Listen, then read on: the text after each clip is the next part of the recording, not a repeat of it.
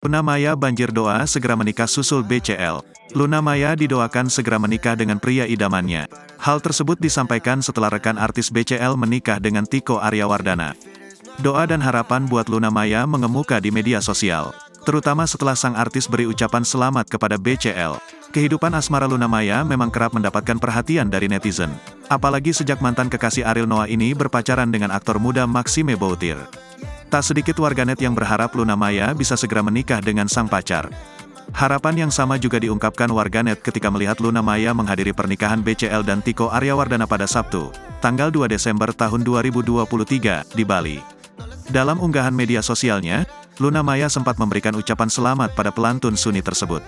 Perempuan 40 tahun ini bahkan berharap BCL bisa bahagia dengan kehidupan barunya bersama Tiko Aryawardana.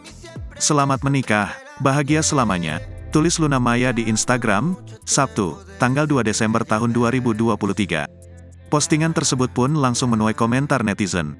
Banyak warganet yang kemudian mendoakan agar Luna Maya juga bisa segera menyusul BCL.